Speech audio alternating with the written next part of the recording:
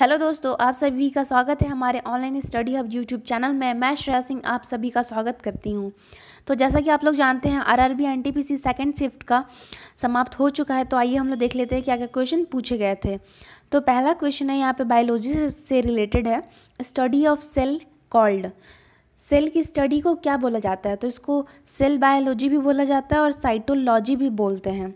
ठीक है, अगर आगे की शिफ्ट में ये क्वेश्चन पूछा जाए कि सेल को किसने डिस्कवर्ड किया था, तो क्या हो जाएगा? रॉबर्ट हुक ने डिस्कवर्ड किया था। और कब डिस्कवर्ड किया था? 1665 में डिस्कवर्ड किया था। तो ये सब बातें आप लोग ध्यान दीजिएगा।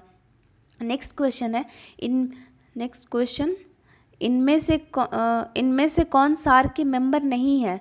तो ऑप्शन में कौन सा नहीं था? तो मलेशिया दिया था जो सार के मेंबर नहीं है। बट कौन कौन से हैं? टोटल 8 मेंबर्स हैं। तो कौन कौन सा है? अफगानिस्तान है, बांग्लादेश है, भूटान है, इंडिया है, नेपाल है, मालदीव्स है, पाकिस्तान है और श्रीलंका है। ये सारे जो हैं वो मेंबर है सार्क के। ठीक है, आइए दूसरा क्वेश्चन देख लेते हैं। और दूसरा क्वेश्चन देखने से पहले सार्क का भी फुल फॉर्म पूछा जा सकता है। आज के शिफ्ट में पूछा गया है डीआरडीओ का फुल फॉर्म, तो वैसे ही सार्क का भी पूछा जा सकता है। तो क्या होगा? South Asian association of regional cooperation. आप लोग ध्यान दीजिएगा। और ये बना कब था? तो 1985 में इसका फॉर्मेशन हुआ था। और इसका हेडक्वार्टर भी पहले के शिफ्ट में पूछा जा चुका है। तो इसका हेडक्वार्टर क्या है? काठमांडू, नेपाल। और दूसरा क्वेश्चन था न्यूटन किसकी मात्रक है? मतलब एसआई यूनिट ऑफ फोर्स पूछा गया है, तो न्यूटन है। और यहाँ पे उल्टा पूछा गया है न्यूटन किसकी यूनिट है? तो क्या हो जाएगा? फोर्स हो जाएगा। ठीक है, आइए दूसरा क्वेश्चन देख लेते हैं। मून पर पहला कदम किसने रखा था? तो सबसे पहले मून पर पहला कदम किसने रखा था? नील आर्मस्ट्रॉन्ग ने रखा था 20 जुलाई 1969 में। और यहाँ पे डीआरडीओ का फुल फॉर्म पूछा गया है defence research and development organisation. ये हो जाएगा डीआरडीओ के फुल फॉर्म। और इसके चेयरमैन कौन है? तो जी सतीश रेड्डी जो है इसके अभी चेयरमैन है। और इसका फॉर्मेशन कब हुआ था? तो 1958 में इसका इस्टेब्लिश हुआ था ये।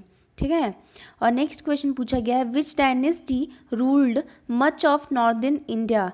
मतलब उत्तरी भारत में कौन सा ऐसा वंश है जो सबसे ज़्यादा उन्होंने राज किया है? तो क्या हो जाएगा इसका आंसर? गुर्जारा प्रतिहारा एम्पायर। मतलब यहाँ पे हिंदी में भी लिखा हुआ है गुर्जर प्रतिहार जो हैं वो सबसे ज़्यादा राज किए थे 6 से लेकर के 11वीं सेंचुरी तक।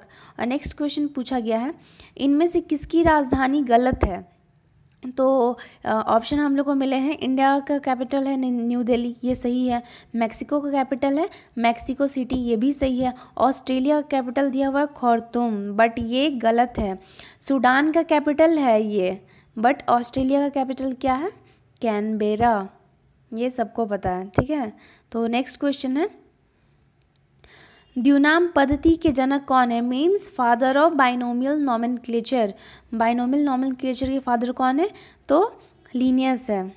नेक्स्ट क्वेश्चन यहाँ पे कंप्यूटर से रिलेटेड है। Param computer has been founded by which IITs.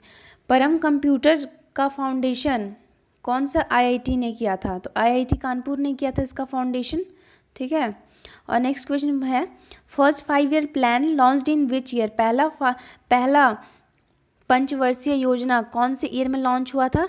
तो 1951 में लॉन्च हुआ था। पहले के शिफ्ट में ये आ चुका है कि सेकंड शिफ्ट का कब लॉन्च हुआ था, या फिर सेकंड शिफ्ट का पर्पस क्या है।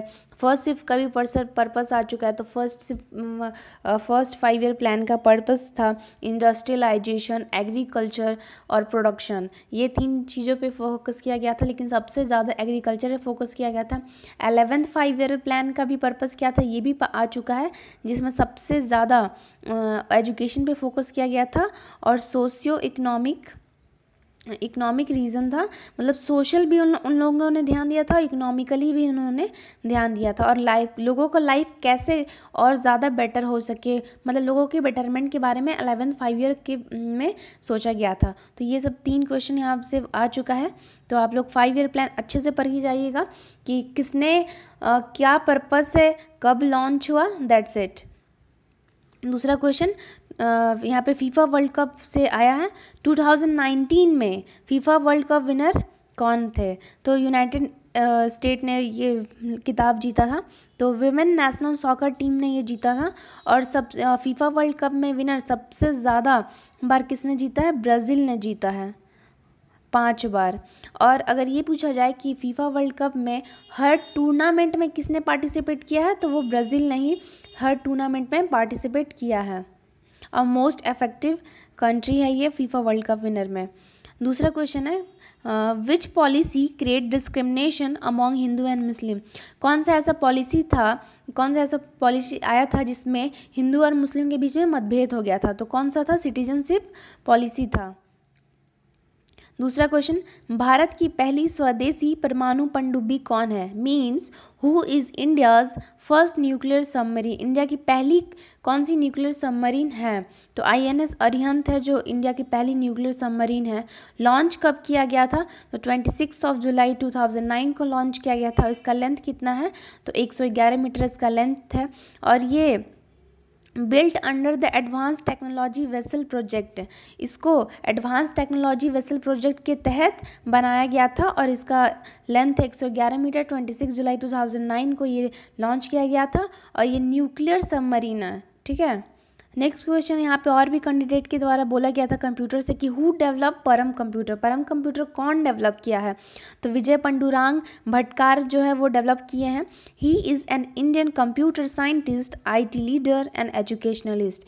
ये कौन थे? ये इंडियन कंप्यूटर साइंटिस्ट थे और IT लीडर भी थे और एजुकेशनलिस्ट भी थे। ठीक है। दूसरा क्वेश्चन है equality before the law comes under which article. Law के कानून के समान सबको समानता का अधिकार है, मतलब कानून में के नज़र में सब कोई बराबर है, कोई ऊंचा नहीं है, कोई ज़्यादा अमीर नहीं है, कोई गरीब नहीं है, किसी भी तरह का डिस्क्रिमिनेशन नहीं होता है। तो ये आर्टिकल 14 में आता है। ठीक है। नेक्स्ट क्वेश्चन है who won Jnanpith award in 2018। 2018 में ज्ञानपीठ अवार्ड किसने जीता था? ये क्वेश्चन पूछा है तो अमिताभ घोष ने जीता था। अगर 2019 पूछा जाता आप लोगों से तो अकीतम जी हो जाते। ठीक है। और नेक्स्ट, अच्छा ये कौन थे? तो आप सभी को पता है ज्ञानपीठ अवार्ड लिटरेचर की फील्ड में दिया जाता है। तो ये कौन थे? एक राइटर थे, जाने माने राइटर थे, इंग्लिश राइटर थे और नोवेलिस्ट भी थे। ठीक है। और 2019 का पूछा जाता तो अच्युतम नंबूत्री इसका पूरा नाम है और ये मलयालम पोएट भी है और हाल फिलहाल इनका निधन भी हुआ है। अगर आपसे फर्स्ट रेसिपेंट पूछा जाता ज्ञानपीठ अवार्ड का तो क्या हो जाता? जी शंकरा कुरूप हो जाता, जो इन्होंने 1965 में द बैम्बू फ्लूट के लिए इनको मिला था ज्ञानपीठ अवार्ड। अगर पहली विमेन पूछा जाता कि कौन सी ऐसी पहली विमेन है जिसको ज्ञानपीठ अवार्ड मिला है तो आशापूर्णा देवी हो जाता और एक बंगाली राइटर है और 1976 में इनको मिला था ये award. Next question, which state celebrate red panda winter festival. कौन सा ऐसा राज्य है जिसमें रेड पांडा विंटर फेस्टिवल त्यौहार मनाया जाता है? तो सिक्किम है। सिक्किम में हर साल रेड पांडा फेस्टिवल मनाया जाता है बहुत ही फन और अमेजिंग तरीके से। नेक्स्ट क्वेश्चन है freedom of press comes under which article. जो प्रेस है उसको फ्रीडम दिया गया है कि हाँ आप तो ये अब हाँ फ्रीडम ऑफ प्रेस को अधिकार मिला हुआ है हमारे इंडिया में। तो ये कौन से आर्टिकल में आता है? आर्टिकल 19 में आता है जिसमें freedom of speech and expression, हर इंसान अपना मत रख सकता है, अपना एक्सप्रेशन रख सकता है। ये आर्टिकल 19 में आता है और फ्रीडम ऑफ प्रेस इसी के अंदर में आता है। नेक्स्ट क्वेश्चन है नेशनल हैंडलूम डे कब सेलिब्रेट किया जाता है? ये पूछा गया था। तो 7 अगस्त को ये सेलिब्रेट किया जाता है और इस दिन स्वदेशी मूवमेंट के तौर पे ये मनाया जाता है और ये 1905 में लॉन्च हुआ था। अभी तक दोस्तों हम लोग को इतने ही क्वेश्चन मिल पाए हैं, तो अभी के लिए इतना ही। और क्वेश्चन आएंगे तो और हम लोग डिस्कस करेंगे। अच्छा, और अटैम्प्ट की बात करें तो लोगों ने 71, 84, 85, 83, 64, 90 भी अटैम्प्ट किया। आज का क्वेश्चन ईजी टू मॉडरेट है और आज अभी के लिए इतना ही। और जब क्वेश्चन आएंगे तो और फिर हम लोग भी डिस्कस करेंगे। और अगर आप लोग को हमारा वीडियो पसंद आया तो please do like share and subscribe. And हाँ, PDF के लिए आप हमारे टेलीग्राम चैनल पर ज्वाइन कर सकते हैं जिसका लिंक डिस्क्रिप्शन बॉक्स में दिया गया हुआ है। And do study and take care.